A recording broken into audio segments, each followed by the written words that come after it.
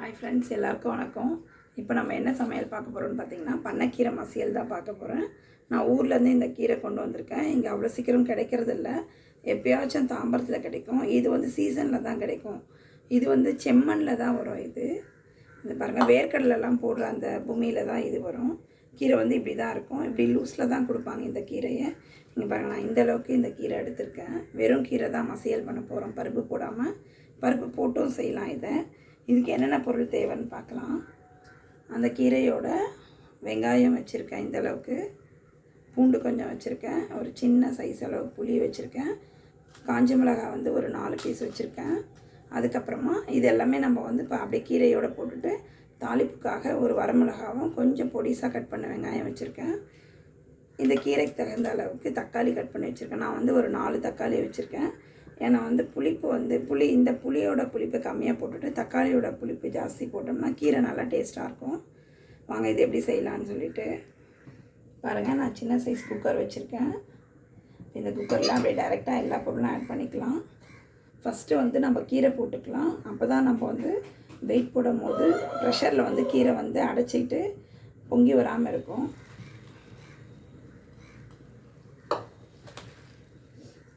இந்த அப்படியே வாங்கிட்டு வந்து அலசி அப்படியே போட வேண்டியது தான், கட் பண்ண வேண்டியதுலாம் இல்லை. அப்படியே யூஸ் பண்ணிக்கலாம் இந்த கீரையை. நான் நல்லா ஒரு 2 பிடி அளவுக்கு போட்டிருக்கேன். இதுக்கப்புறமா தக்காளி ஒரு 4 போட்டிருக்கேன். அதுக்கப்புறம் பார்த்திங்கன்னா மிளகாய் ஒரு 4 போட்டிருக்கேன். ஒரு மீடியம் சைஸ் பெரிய வெங்காயம் ஒரு 1.5 வெங்காயம் கட் பண்ணி வச்சுருக்கேன். தாளிக்கிறதுக்கு ஒரு வெங்காயம் கட் பண்ணி வச்சுருக்கேன். ஒரு நெல்லிக்காய் சைஸ் அளவுக்கு புளி போடலாம். நெக்ஸ்ட்டு பூண்டு வந்து ஒரு 10 பல் பூண்டு போடுறேன். எல்லாம் போட்டுட்டு ஒரு டம்ளர் தண்ணி ஊற்றிக்கலாம்.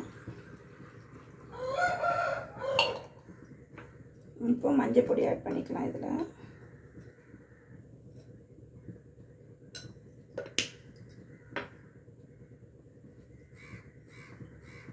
இதுக்கு தேவையான அளவு கொஞ்சமாக உப்பு போட்டுக்கலாம். அப்புறமா செக் பண்ணிவிட்டு போட்டுப்போம். நம்ம ஒரு ஸ்பூன் அளவுக்கு நான் உப்பு போடுறேன்.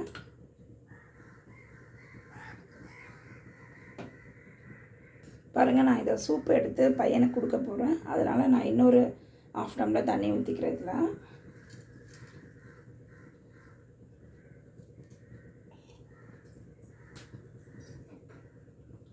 இப்போது நம்ம மூடி போட்டுட்டு ஒரு 4 விசில் விடலாம். ஃபஸ்ட்டு கீரை போட்டுட்டு அப்புறம் இந்த திங்ஸ் எல்லாம் போடுறதுனால நமக்கு வந்து அடைச்சிக்காமல் இருக்கும். கீரை லாஸ்ட்டாக போட்டிங்கன்னா இதில் வந்து மாட்டிக்கும்.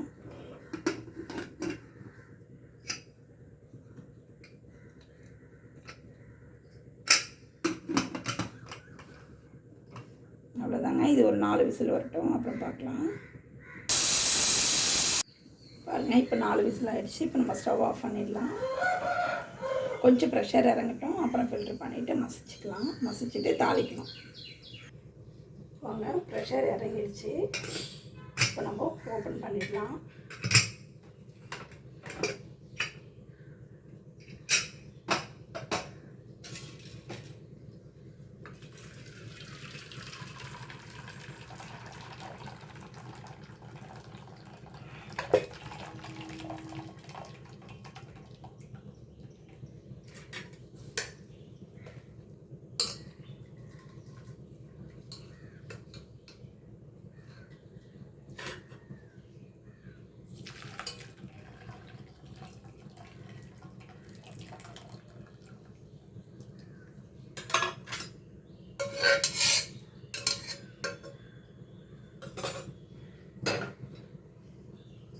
பாருங்கள், இந்த ஃபில்ட்ரு பண்ண இந்த தண்ணியில் அப்படியே குடிக்கலாம்.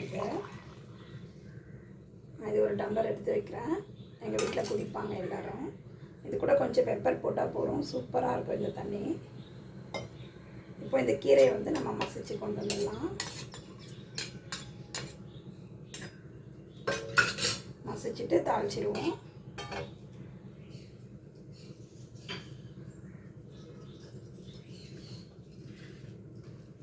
ஆல்ரெடி இதில் உப்பு எல்லாமே போட்டாச்சு.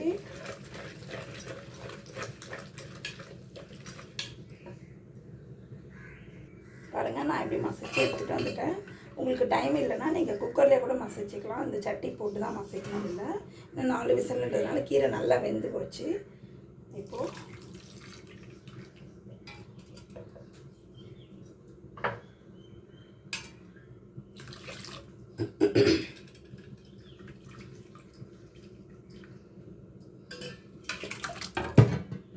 கீரை வந்து தாளிச்சிக்கலாம். இப்போது பாருங்கள், நான் இந்த கடாய் தான் வச்சுருக்கேன். ஒரு 3 ஸ்பூன் எண்ணெய் போட்டுக்கலாம்.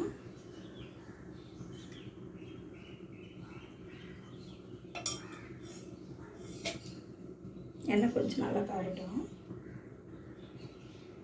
பாருங்கள், எண்ணெய் நல்லா சூடாகிடுச்சு. இப்போ நம்ம வந்து இந்த கீரையை தாளிச்சிக்கலாம். கொஞ்சமாக கடுகு,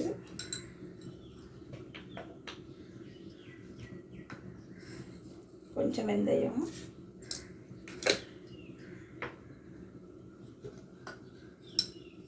கடுகை விட அதிகமாக சீரகம் போட்டுக்கலாம்.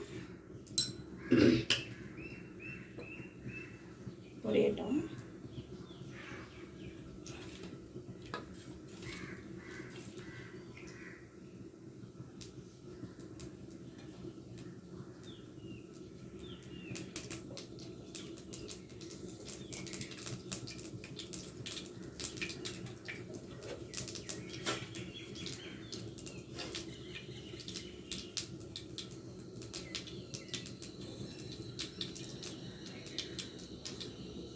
கடுகு நல்லா பொரிஞ்சிச்சு.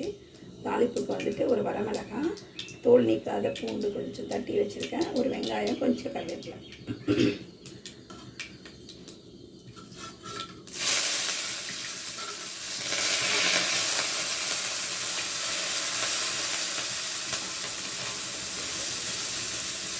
நல்லா கோல்டன் கலராக இருக்கும்.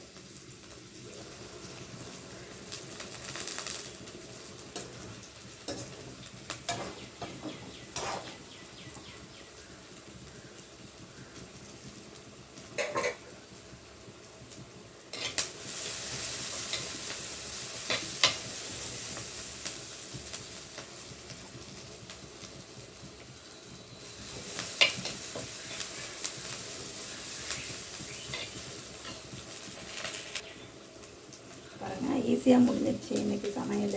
இந்த பக்கம் பார்த்திங்கன்னா முருங்கைக்காய் பொரியல் தான் பண்ணியிருக்கேன். இந்த கீரைக்கு நல்லாயிருக்கும், மேட்சிங்காக இருக்கும். சாதம் வெந்துட்டுருக்கு. பாருங்க, கீரை வேக வச்ச குக்கர் கூட சும்மா அப்படியே லைட்டாக அலசினா போதும். அதில் எந்த அழுக்கும் இல்லை. சட்டியும் அலசி வச்சுட்டேன், பாத்திரமும் சேரலை. இப்படி கையோடவே முடிச்சிடுவோம். எல்லா வேலையும் முடிச்சிட்டோம்னா வேலைக்கு போகிறவங்களுக்குலாம் ஈஸியாக இருக்கும். பாருங்கள், இந்தளவுக்கு நல்லா வதங்கி வந்துடுச்சு. இப்போ வந்து நம்ம இந்த கீரையை சேர்த்துக்கலாம்.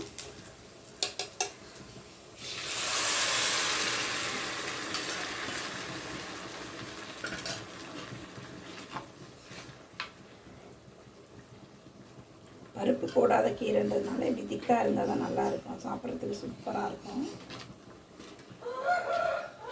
நம்ம வந்து இப்போ உப்பு செக் பண்ணிடுவோம்.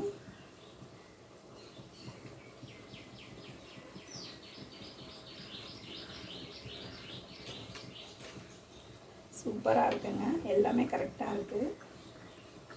அவ்வளோதான், போதும். இப்போ ஆஃப் பண்ணிடலாம். இது கொதிக்கணும்லாம் இல்லை.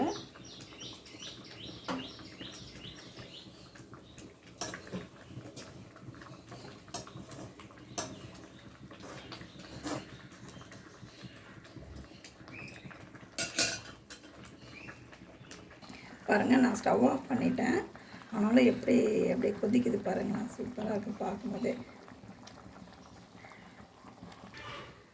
ஓகே ஃப்ரெண்ட்ஸ், இன்றைக்கி என்னோடய சமையல் வந்து சிம்பிளாக, ஈஸியாக அண்ட் ஹெல்த்தியாகவும் இருக்குது. சீக்கிரமாக முடிஞ்சிருச்சு. நீங்களும் இதே மாதிரி சமைச்சு சாப்பிடுங்க. பிடிச்சிருந்தா இந்த வீடியோ மறக்காமல் சப்ஸ்கிரைப் பண்ணுங்கள். தேங்க்யூ.